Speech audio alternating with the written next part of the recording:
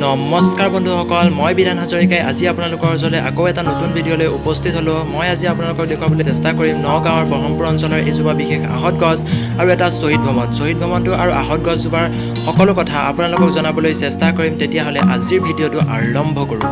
Hey guys, স্বাগতম জনাইছোঁ বিধান হাজৰিকা চেনেলৰ আন এটা ভিডিঅ'লৈ। মই আজি আপোনালোকক দেখাম ব্ৰহ্মপুৰ অঞ্চলৰ একেবাৰে প্ৰাচীন ঐতিহ্যমণ্ডিত এজোপা বিশেষ গছ। হয় বন্ধুসকল, মই আপোনালোকক কৈ আছিলোঁ এজোপা বিশেষ গছৰ কথা ক'ম বুলি যিহেতুকে কৈ আছিলোঁ। এইজোপাই হ'ল সেইজোপা বিশেষ গছ যিজোপা নগাঁৱৰ ব্ৰহ্মপুৰ অঞ্চলত আছে। এইজোপা গছৰ ইতিহাসৰ কথা আপোনালোকে জানিলে নিশ্চয় আপোনালোক আজিৰ ভিডিঅ'টো চাবলৈ আগ্ৰহী হ'ব। ব'লক তেতিয়াহ'লে গছজোপাৰ ইতিহাসৰ বিষয়ে জনাবলৈ আপোনালোকক চেষ্টা কৰোঁ।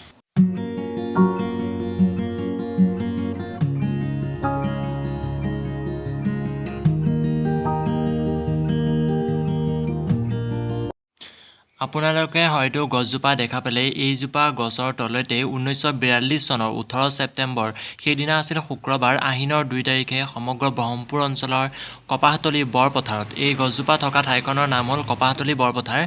এই গছজোপাৰ তলতেই চাউলৰ ব্ৰহ্মভোজন আয়োজন কৰিছিল। সেইদিনা অঞ্চলৰ শ শ ভলণ্টিয়াৰ ৰাইজ যোগদান কৰিছিলে ইয়াতে। সেইদিনা ব্ৰহ্মপুৰ উদুলি মুদুলি আছিল। সকলোৰে মুখত কেৱল শিকলি চিঙাৰ গান, কিয়নো সেইদিনা কংগ্ৰেছৰ কাৰ্যালয়টো পুনৰ মুকলি কৰাৰ বাবে তেওঁলোকৰ মুখত হাঁহিয়ে নধৰা অৱস্থা হৈ আছিল।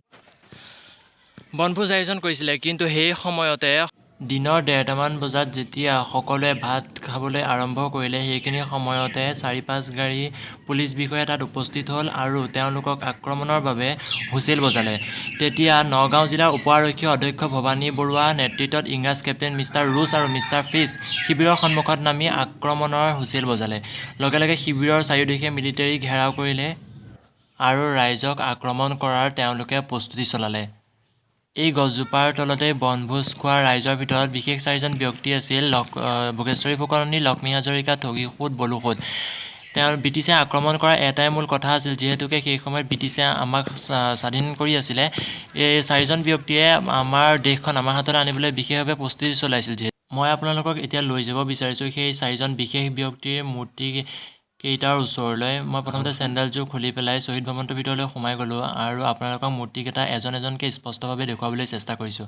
ব'লক আমি মূৰ্তিকেইটা চাবলৈ আগবাঢ়োঁ। এইজনেই আছিলে শ্বহীদ বলুসুত আৰু তাৰ কাষতে আছে শ্বহীদ ঠগীসুত আৰু তাৰ কাষতে আছে শ্বহীদ লক্ষ্মী হাজৰিকা আৰু তাৰ কাষতে আছে শ্বহীদ ভোগেশ্বৰী ফুকননী। এই 4জন ব্যক্তিয়ে আছিলে বিশেষ ব্যক্তি। ভোগেশ্বৰী ফুকননীৰ বাদে এই 3জন ব্যক্তি যেতিয়া আক্ৰমণ কৰিছিল থিতাতে তেওঁলোক মৃত্যু হৈছিল আৰু ভোগেশ্বৰী ফুকননী 20 ছেপ্টেম্বৰত তেওঁৰ মৃত্যু হয়। কিন্তু দেখিব বহুতে এটা সৌন্দৰ্যময় পৰিৱেশ কৰি ৰাখিছে। শ্বহীদ ভৱনটোৰ পৰিৱেশটো আপোনালোকক অলপ ঘূৰাই পকাই দেখাবলৈ চেষ্টা কৰিছোঁ। মই আপোনালোকক এতিয়া আৰু এখন দেৱালৰ ওচৰলৈ লৈ যাম, যিখন দেৱালত অংকন কৰা আছে সেই যুদ্ধৰ সময়ৰ অৱস্থাখিনি আপোনালোকক মই দেখুৱাবলৈ চেষ্টা কৰিছোঁ। এয়া প্ৰথমতে আছে ভোগেশ্বৰী ফুকননীয়ে মনোৰঞ্জন দাৰোগাৰ মূৰত কোব মৰাৰ অৱস্থাটো ইয়াত সম্পূৰ্ণৰূপে অংকন কৰি দেখুৱাইছে আৰু সকলোকেইজন ব্যক্তিক ইয়াতে অংকন কৰা থোৱা আছে। আৰু যিজোপা গছ দেখিছে দেৱালখনত আপোনালোকক মই আগতে দেখাই অহা এইজোপা গছ ইয়াতে সম্পূৰ্ণৰূপে অংকন কৰি থৈছে। শ্বহীদসকলে দেশখনৰ বাবে, আমাৰ বাবে, ভৱিষ্যতৰ বাবে তেওঁলোকে নিজৰ জীৱন ত্যাগ দি গৈছে। সঁচাকৈ তেওঁলোকক আমি শতকোটি চেলুট আৰু শতকোটি প্ৰণাম জনাইছোঁ। তেওঁলোকে আমাৰ বাবে ইমান কষ্ট। শ্বহীদ ভৱনটো বাহিৰৰ পৰা আপোনালোকক দেখাবলৈ চেষ্টা কৰিছোঁ। চাৰিওহতটো শ্বহীদ ভৱনটো বনাইছিল ৰকিবুল হুছেইন ডাঙৰীয়াই। তেওঁ বৰ ধুনীয়াকৈ বনাইছিলে। যদি আজি মোৰ ভিডিঅ'টো ভাল পালে লাইক কৰিব, কমেণ্ট কৰিব এণ্ড শ্বেয়াৰ কৰিব আৰু যদি আপুনি মোৰ চেনেলটো নতুন ছাবস্ক্ৰাইব কৰিব, বেল আইকনটো দবাই দি অল প্ৰেছ কৰি দিব। মই বিধান হাজৰিকাই আপোনালোকৰ ওচৰলৈ আকৌ নতুন ভিডিঅ' লৈ আনিবলৈ চেষ্টা কৰিম। আপোনালোকে আজিৰ ভিডিঅ'টো কেনে পালে তলত কমেণ্ট কৰি জনাবলৈ একদমেই নাপাহৰিব।